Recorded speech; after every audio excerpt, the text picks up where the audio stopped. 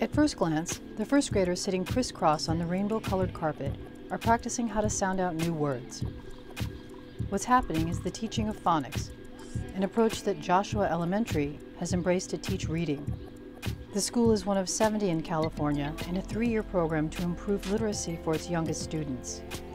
States are increasingly embracing the science of reading, that the brain best learns to connect letters with sounds through an approach that emphasizes learning phonics.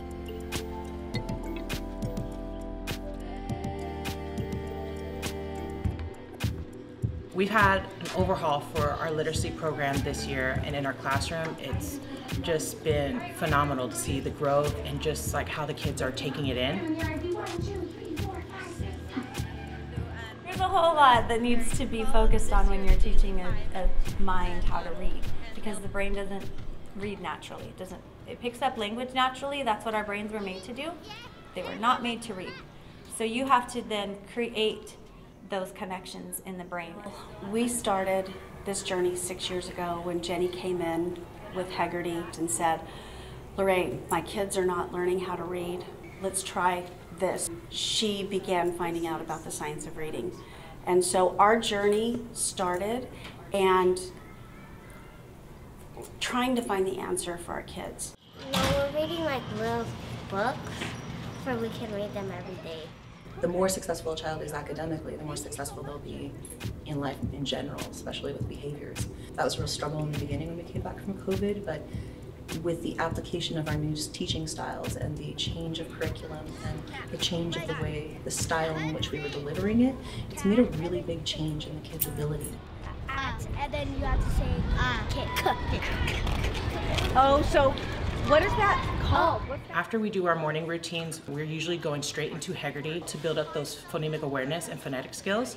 And basically phonemic awareness is the identification of the letter sounds, as well as being able to identify them and being able to put them together. And so like our kids know how to use their choppers. And so when they are sounding out a word, if it's like cat, they'll say ka-at. And so then they will blend it together and slide it and cat. I truly believe that the more senses we bring into a lesson, the more likely they are to recall it and be able to apply it and generalize it later. Our teachers have seen the difference in kindergarten, first, second grade. Where we started this year, we had kids that didn't have phonemic awareness, didn't have phonics under their belt. Our teachers were able to articulate what they want coming up, and I think they're going to be super surprised when their kids come back and they have not lost their phonemic awareness because of how consistent we were and how they moved it from short-term to long-term memory. The science of reading is not a thing. It's not a new swing of the pendulum. It's not some new curriculum that somebody really smart wrote up and everybody's falling in love with. It's literally science.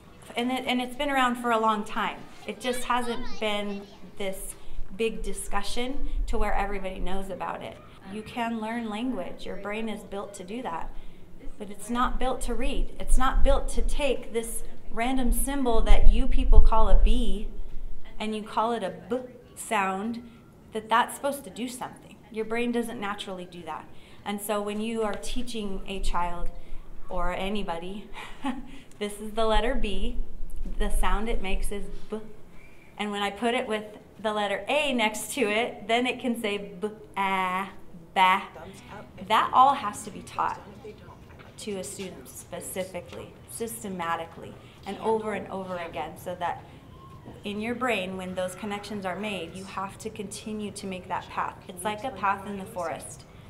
I dare somebody to go walking in the forest when there's not a path, because they're not going to find their way back. I can tell you across the board, we've seen significant growth.